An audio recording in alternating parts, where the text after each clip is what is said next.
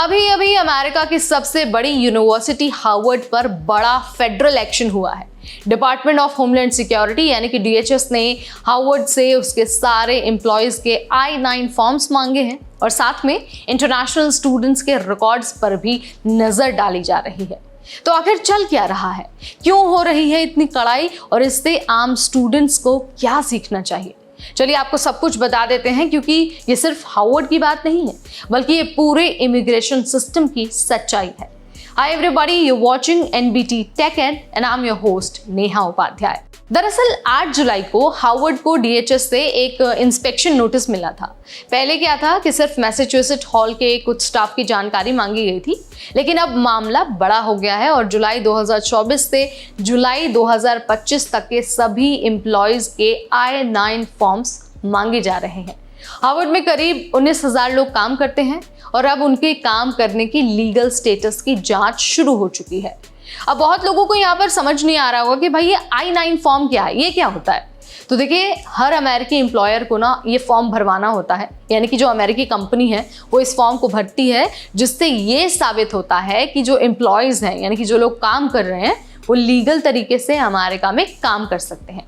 इसमें जो एम्प्लॉय हैं उनको अपनी सिटीजनशिप, इमिग्रेशन स्टेटस और ऑफिशियल डॉक्यूमेंट्स तीनों देने होते हैं, जैसे कि पासपोर्ट हो गया, ग्रीन कार्ड हो गया या फिर वर्क वीज़ा। अब DHS इन्हीं फॉर्म्स की जांच कर रही है ताकि जो अनऑथोराइज्ड वर्कर्स हैं उनको पकड़ा जा सके। अब देखिए, इस पर हार्वर्ड ने कहा है कि वो फिलहाल स्टूडेंट ओनली जॉब्स वाले I-9 फॉर्म्स नहीं देगा। क्यों? क्योंकि वहाँ एक और कानून है, उसका नाम है FERPA। ये जो कानून है वो स्टूडेंट एजुकेशन रिकॉर्ड्स को प्रोटेक्ट करता है। अब देखिए, यूनिवर्सिटी अभी ये तय कर रही है कि जो स्टूडेंट एम्प्लॉय डेटा है वो FERPA के अंदर आता है या फिर नहीं आता है। मतलब स्टूडेंट्स का डेटा देना है या फिर नहीं देना है, इस पर लीगल डिस्कशन अभी चल रहा है। हार्वर्ड ने DHS से कहा है कि अगर आप ये सारे रिकॉर्ड्स ले रहे हैं तो इन्हें कॉन्फिडेंशियल रखा जाए, सिर्फ ऑथोराइज्ड पर्सनल ही एक्सेस करें और इनका मिसयूज ना हो। मतलब हार्वर्ड खुद भी डर रहा है, क्योंकि ऐसे रिकॉर्ड्स अगर लीक होते हैं तो बड़ा बैकलैश हो सकता है। इतना ही नहीं, बल्कि DHS ने 3 अलग अलग नोटिस भी भेजे हैं, खास तौर पर इंटरनेशनल स्टूडेंट्स के लिए। इस नोटिस में मांगा गया है ग्रेजुएशन के बाद एम्प्लॉयमेंट डेटा, प्रोटेस्ट में इन्वॉल्वमेंट, क्रिमिनल या फिर डिसिप्लिनरी रिकॉर्ड। इसके अलावा हार्वर्ड इंटरनेशनल ऑफिस यानी कि HIO ने कहा है कि अगर हमें किसी स्टूडेंट का डेटा देना पड़ा तो हम पहले उससे कॉन्टैक्ट करेंगे। मतलब अगर आप हार्वर्ड या फिर किसी और अमेरिकी यूनिवर्सिटी में इंटरनेशनल स्टूडेंट हैं तो आपकी एक्टिविटीज़ अब सर्विलांस में है। ये सिर्फ हार्वर्ड का मामला नहीं है, बल्कि ट्रम्प सरकार इमिग्रेशन को लेकर हमेशा की तरह इस बार भी बहुत ज़्यादा सख्त है और अब एजुकेशनल इंस्टीट्यूशंस भी रडार पर है। पहले भी J-1 वीज़ा प्रोग्राम को लेकर हार्वर्ड की जांच हो चुकी है। अब I-9 ऑडिट्स को अग्रेसिवली बढ़ाया जा रहा है और कई यूनिवर्सिटीज़ और कंपनियों को पेनल्टीज भी लग गई हैं। मतलब अमेरिका का मैसेज एकदम साफ है, इलीगल काम, डॉक्यूमेंट मिसमैच या फिर इमिग्रेशन लॉ का वायलेशन अब कुछ भी बर्दाश्त नहीं होने वाला है। तो अब आपके लिए क्या सीखे, यहाँ पर जाते जाते ये भी समझ लीजिए। तो देखिए, अगर आप इंटरनेशनल स्टूडेंट हैं तो अपना जो वीज़ा स्टेटस है, काम की जो परमिशन है और जो नियम है उनको क्रिस्टल क्लियर तरीके से समझ लीजिए। कोई अनऑथोराइज्ड काम आपको नहीं करना है, चाहे वो ऑन कैंपस जॉब हो या फिर इंटर्नशिप।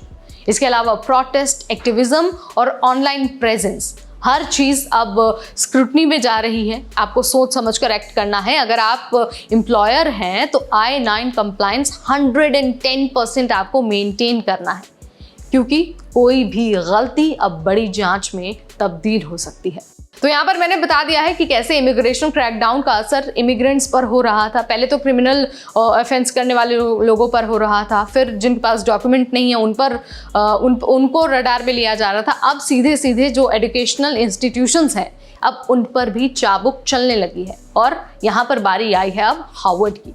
हार्वर्ड से सारी डिटेल मांगी जा रही है और हार्वर्ड को ये डर है कि अगर डेटा लीक होता है तो उसे बैकलैश का सामना भी करना पड़ सकता है। हालांकि वो अभी लीगल डिस्कशन में है और ये डिसाइड कर रही है कि डिटेल्स DHS को देना है या फिर नहीं देना है, जो भी होगा हम आपको तक जानकारी पहुंचा देंगे। और अभी से हम आपको चेतावनी देते हैं कि कभी भी इल्लीगल तरीके से आपको काम नहीं करना है, वीज़ा ओवरस्टे नहीं करना है और हर एक चीज़ आपको अपने पोर्टल पर अपडेटेड रखना है।